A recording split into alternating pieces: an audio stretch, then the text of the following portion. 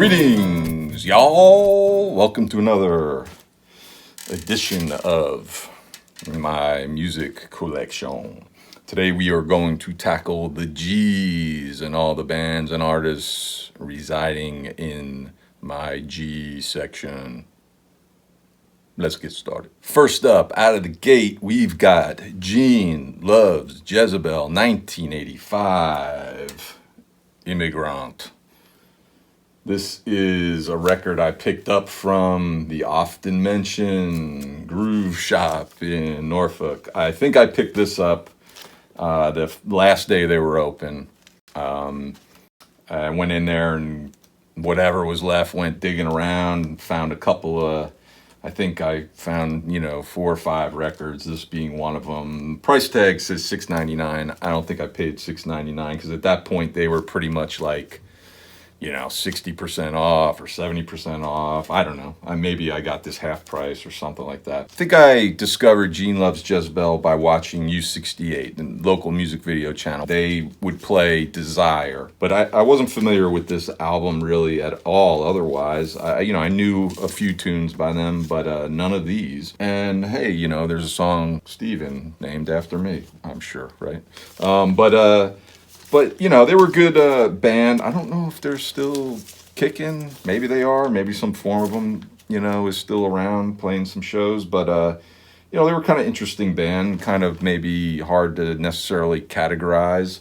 But I know I've listened to this album. My brain is drawing a blank. I don't really recall anything specific about this album. It's probably something I should put on and give it a listen to and kind of see what we've got here. I have a little section underneath my record player for stuff that I want to listen to that I haven't listened to a lot or whatever, and I know this is where I had this one stashed, so I've been meaning to give it another listen. So that's Gene Loves Jezebel, Immigrant. Next up, we've got a band that I really, really dig, the Go Team. This is The Scene Between. Picked this up at Euclid Records down in New Orleans. Highly recommend visiting that place if you're ever down there. This is on pink vinyl. So I was working at Broadway Video back in the mid-2000s. One of my friends who worked there was always going out and spending a check on music and would bring stuff in to kind of like, share, anybody want to copy this or whatever. I know that wasn't right, but we did it. And that's how I discovered the Go Team. He brought in I guess it's their debut record, Thunder, Lightning Strike, and never heard of them. Listened to it, really liked it. It's kind of, I guess, electronica. I guess that's what you would call it. But really liked them and have kind of followed them ever since. Sometimes, they'll put out a record. I think the record right before this was Rolling Blackouts, which I was a little iffy on. It was okay, but I wasn't crazy about it. So when this came out, I don't know. I think I kind of didn't really run out and pick it up. I'm not even sure if I'd heard anything from it or what have you, but I remember picking up the CD at Cactus in Houston one day and listening to it, and I just loved it, and it just kind of was like, yeah, what am I thinking? I should have picked this up. So, maybe a year or so after the fact, I decided to pick up the vinyl when I saw it there in Euclid. I think this might be my favorite record of theirs, actually. That's partially why I have it on vinyl. I don't have anything else by them on vinyl, but I really like this album a lot. What'd You Say, The Scene Between, Catch Me on the Rebound, Already Getting By, Her Last Wave. From what I understand,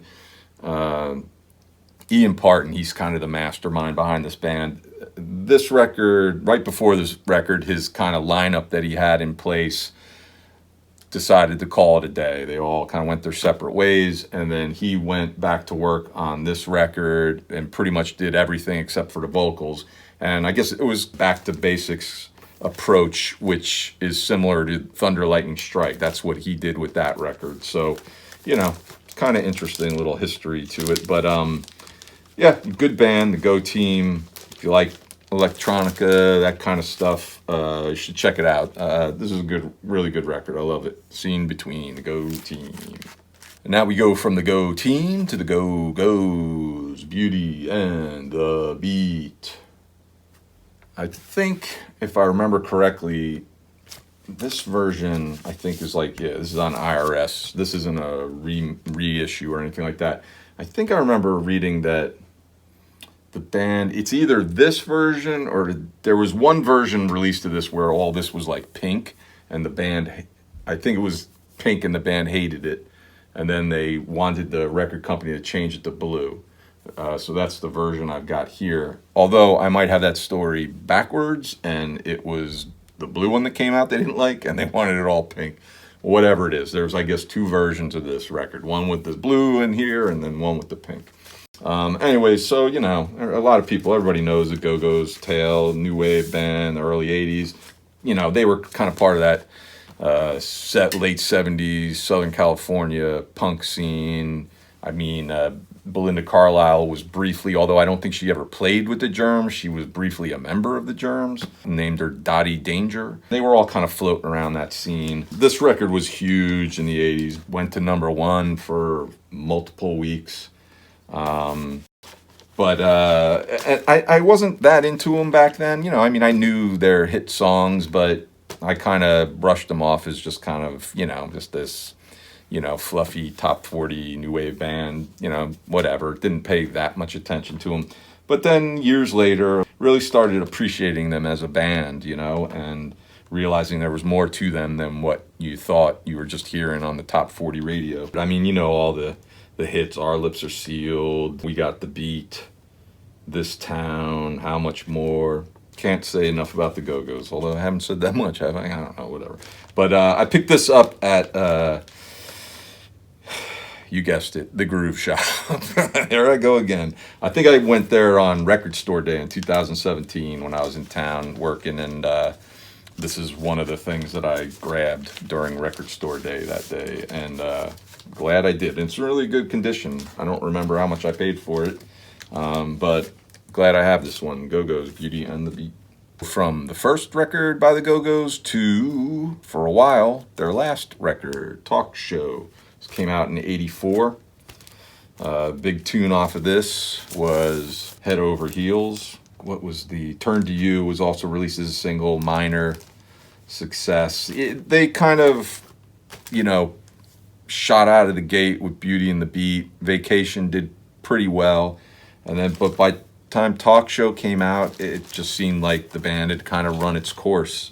I don't know if they even like finished the tour promoting this record. I want to say Jane Wiedlin left either during the tour was going on or before the tour even started. You know, I remember the video on all the shows that I would watch. Head Over Heels was all over the place. I got this at the Atomic Pop Shop, which I've spoken about before. They were in Baton Rouge. There's a new owner now. They've changed the name, but it's still there. They focused all on vinyl records. I think I got this in their bargain bin section that was in the back, so I think I got it for like $2 or something when I saw it. It's not really a record I would have been like looking to pick up, but for $2 or whatever, I was like, yeah, I'll pick that up, you know, because like their first record, I didn't have this on CD and I didn't really know anything besides the hits, but I had kind of come to appreciate this band and realized there were more to them than just, you know, this kind of new wave, you know, pop group. And it's a good record, you know. I mean, I stand by it. It's a good record. Next up, Hang Ups by Goldfinger. You remember that ska thing happening in the late 90s, 96, 97. Well, you know Goldfinger was part of that, right? A lot of cool tunes on this. Superman, My Head, This Lonely Place. I think that was the big like single release from it. I think they did like a video. It was kind of like a parody of Alien. 20 Cent Goodbye, I Need to Know, The Last Time, Chris Caton. It Isn't Just Me, which it isn't just, I think Chris Caton, It Isn't Just Me, and Chicken McNuggets, like some goofy little thing at the end. I think they were all like those, you remember back in the 90s, they'd put like those hidden tracks on CDs that after the last song, it'd be like 8 minutes of silence, and then all of a sudden a song would pop up, and sometimes they weren't even listed on the track list.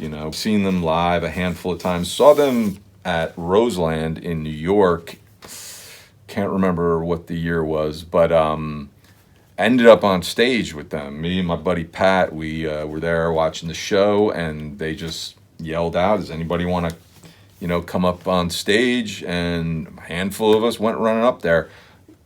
I'm bummed that I don't think I even had a cell phone at the time, and I don't think he had one. This is, I don't know what year this was, 2007 or 8. I don't think he had one with a camera or whatever it was, but we have like no, photographic proof of this moment, but it was pretty cool. I wish we did, it was just like being up there. It was cool being up there with all the other fans and with the band, just jumping around or whatever we were doing, but also being on the stage at Roseland. I mean, Roseland, I've seen so many shows there. It's such a historic place. It's gone now, of course, like everything, but, so it was just kind of cool even just being on that stage, and sharing that moment. When I was thinking of like, what records do I want to pick up when I was still, I've said before, I was still in that mode of like, I just want to pick up like a couple of my favorite albums. And this one popped into my head. And when I went digging, realized it wasn't available on vinyl. And then a few years later, this was reissued or released on vinyl. 2015, they put this out on vinyl, and I instantly dug it up. It's on some pretty cool like red marble vinyl too. It's always kind of neat. Seems like they're doing that a lot more these days, putting the records out on these like weird color vinyl, but good record. I like these guys a lot. They kind of left that ska sound behind. Maybe their record after this was maybe kind of, you could see it kind of fading in the past and became more of just like kind of a pop punk band, but I still stand by this record. I really like it. I think it's their best one for sure. Finally, for the G's, we've got the Goops. Lucky's second record they put out. This came out in 96 or 7, 96. This band I never heard of. I'm living in California. I'm watching a music video show late night, kind of. I mean, like I think it was a public access show actually, because I used to watch the public access in Los Angeles all the time. It was just the craziest stuff on there, and I was watching a music video show, and the video for Vulgar Appetites popped up on that, and instantly hooked me. It was a cool video, and I really liked the song. And then I kind of like jotted down the name of it or whatever. And I remember, I think I picked up this CD for that at Rhino Records and really, really loved it. Totally got into it, played it constantly. And then this was it. They kind of parted ways after this record. I never got to see them live. I would have loved to have seen them live. I picked up their first CD. I think it's just called the Goops. Like that as well, and that was the end of that. And then I got the record player, and I found out that this was on vinyl, and I picked it up surprisingly because those mid-90s records, I mean, vinyl wasn't really happening or anything, so it was not a big shock to see a lot of that stuff not coming out on vinyl. So I was kind of surprised that this was. I don't think it was like a reissue or anything like that, but it's a really good record, kind of punk, alternative, great band. I really, if you like that stuff, I'd be shocked if you were disappointed in this record. Change Your Mind's a tune I love right out of the gate. They started off with that one. Yeah, I Know, Hard Candy, One Kiss Left, What Did I Do, Where the Wild Things Roam. Cut the Rug ends the album. It's kind of funny. It's kind of like a goofy little throwaway thing, just screwing around. It's a funny tune. It's a cool song, but I really like this. It's on kind of like I was saying with the Goldfinger. This one's on this blue kind of marble vinyl. They put out something maybe 3 years ago, just like a couple of older things, I guess, that were laying around on a digital EP. And then last year, 2019, they hinted on their Facebook page about something coming, whatever it was going to be, I don't know. And they said they were going to, make an announcement later in the year, and it never came. And we're sort of still waiting to see what it's going to be. But it'd be great to hear some new music from them. I'm not holding my breath, but they're a good band. I would have loved to see them live too. It would have been really cool to see them. I think maybe there's a few there. I know there's like one full show. It might be from CBGB's that's on YouTube. That's pretty cool to check them out, see them in their prime back in the day live. I'll put a link down below for that. But anyways, good band, the Goops. If you never checked them out, you should give them a listen. That's it for the G's. By all means, please, like always, I would love to hear some comments. Let me know what you think of these bands, these albums, any other albums or music by any of them. And, subscribe, all that stuff. And we'll see you next time. Thanks for watching. See you later.